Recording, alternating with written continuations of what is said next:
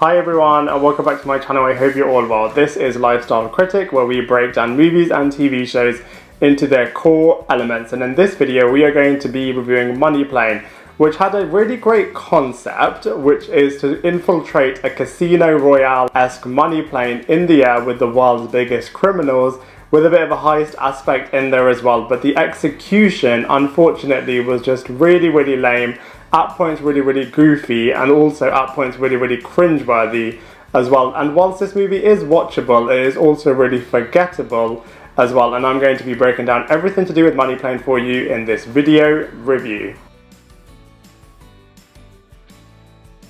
So from a storyline point of view, once I heard what this film was about, I honestly thought it was going to be one of the best films of the year, because on paper it sounds like an absolutely brilliant idea, which is the character of Jack is in debt to a bit of a gang leader, and as such has to infiltrate onto a money plane which hosts all of the world's biggest criminals who are on board this money plane to gamble away all of their money in a bit of a high stakes casino situation. So Jack and his band of thieves have to infiltrate onto this plane, go undetected, seem as if they are also criminals, and try to steal all of the money from the money plane and transfer all of the cryptocurrency digitally, which is worth billions of dollars. So on paper, this movie actually sounds really interesting, but unfortunately the execution of the film just is not that great.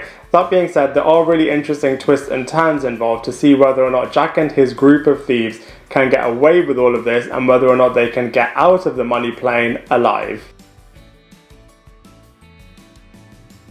So from a cast and characters point of view, whilst the cast doesn't necessarily have the big A-listers in there, that would have been alright if their portrayals were actually decent. You could tell that they were trying to be really cool, really suave, and really funny, but unfortunately it just came across, like I said before, as being a bit lame and being pretty forgettable as well. So let's go through the main players one by one. So first up we have Copeland, who plays the character of Jack, who is a father and a husband to the Denise Richards character. Also, when I saw that Denise Richards was going to be in this movie, I thought, okay, this could be a really cool movie, but they actually really don't use that actress or the character at all, which is a bit of a disappointing, wasted opportunity. But Copeland does lead the film pretty well as the Jack character, where he's going to be an undercover criminal, board onto the money plane and try to get away with this massive heist. We then have Kelsey, who plays the gang leader character called the Rumble, who the Jack character is in debt to. Now this gang leader just was not that menacing, not that terrifying, which just meant that his portrayal, you just couldn't really feel the fear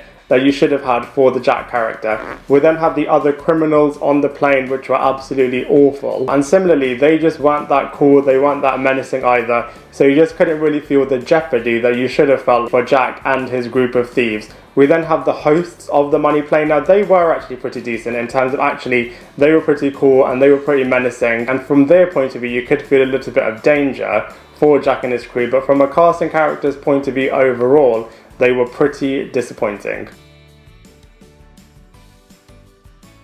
So from a visuals point of view, whilst the character portrayals were a little bit hit and miss, the visuals for the most part were actually pretty decent. You did really believe that all of these characters are on board this brilliant money plane, as everything looked really cool in terms of the high-tech security, in terms of all of the casino stuff that everyone's seeing on board, and just kind of seeing this luxurious money plane did actually look really cool. All of the mansions that all of the gang leaders live in looked really fancy as well, and all of the fight sequences actually looked really impressive. So from a visuals point of view, this movie is actually surprisingly pretty decent.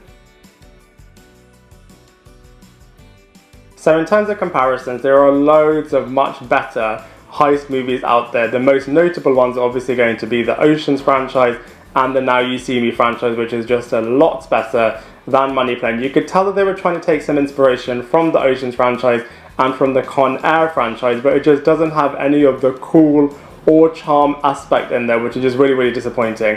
And as such, it just makes it a bit of a forgettable heist movie, which is really unfortunate for Money Plane.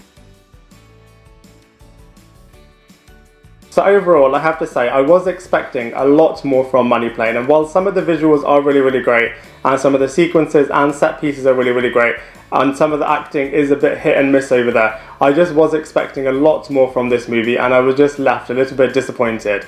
And so for all of those reasons, I'm going to give Money Plane a 3 out of 10. I'd love to hear what you think, so please let me know in the comment section below. Otherwise, I look forward to seeing you in my next video.